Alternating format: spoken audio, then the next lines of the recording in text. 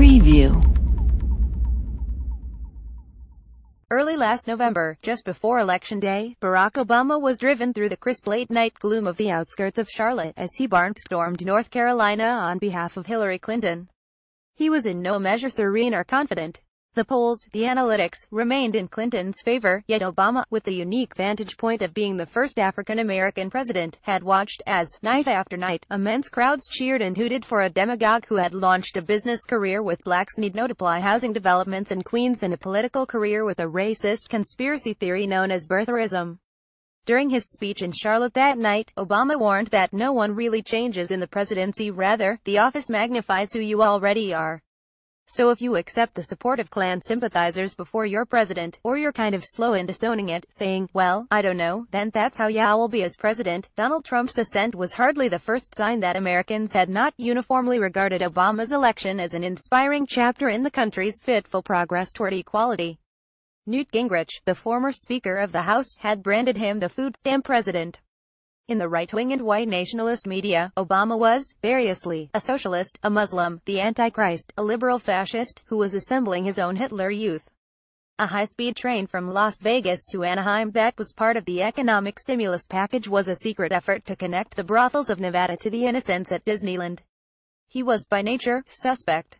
You just look at the body language, and there's something going on, Trump said last summer. In the meantime, beginning on the day of Obama's first inaugural, the Secret Service fielded an unprecedented number of threats against the president's person.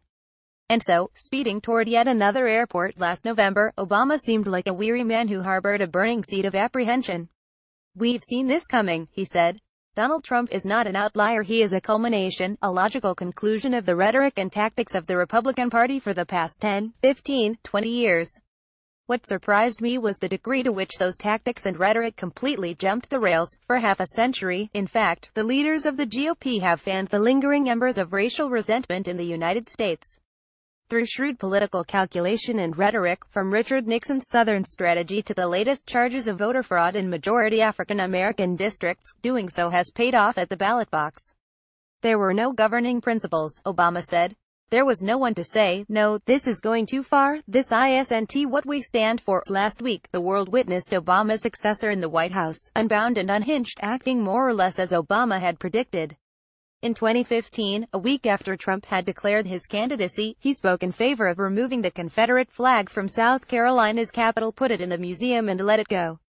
But last week, abandoning the customary dog whistle of previous Republican culture warriors, President Trump made plain his indulgent sympathy for neo-Nazis, Klan members, and unaffiliated white supremacists who marched with torches, assault rifles, clubs, and racist and anti-Semitic slogans through the streets of Charlottesville, Virginia. One participant even adopted an ISIS terror tactic, driving straight into a crowd of people peaceably demonstrating against the racists.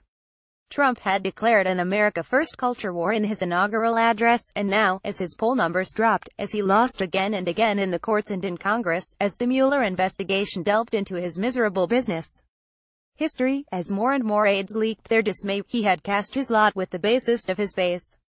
There were some very fine people among the white nationalists, he said, and their culture should not be threatened. Who could have predicted it? Anyone, really? 2 years ago, the Daily Stormer, the foremost neo-Nazi news site in the country, called on white men to vote for the first time in our lives for the one man who actually represents our interests. Trump never spurned this current of his support. He invited it, exploited it. With Stephen Bannon, white nationalism won prime real estate in the West Wing. Bannon wrote much of the inaugural speech, and was branded the great manipulator in a Time cover story that bruised the presidential ego. But Bannon has been marginalized for months. Last Friday, in the wake of Charlottesville, Trump finally pushed him out. He is headed back to Breitbart News.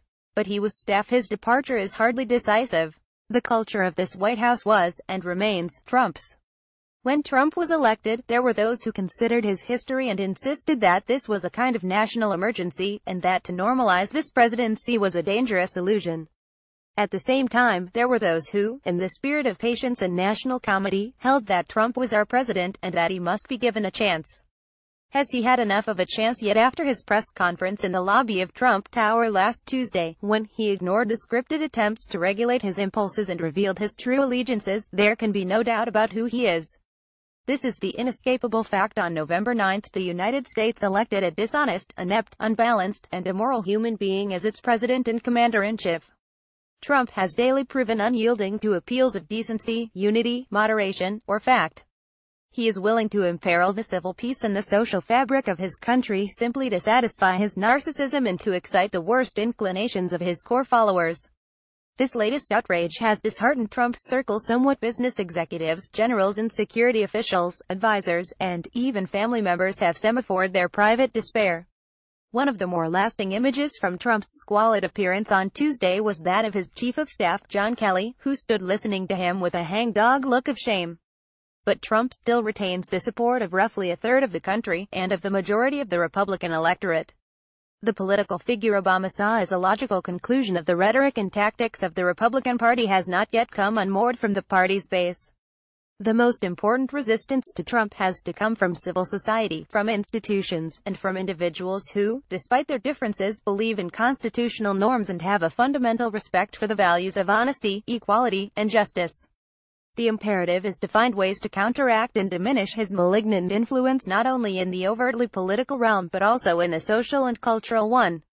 To fail in that would allow the death rattle of an old racist order to take hold as a deafening revival. Diamond suit.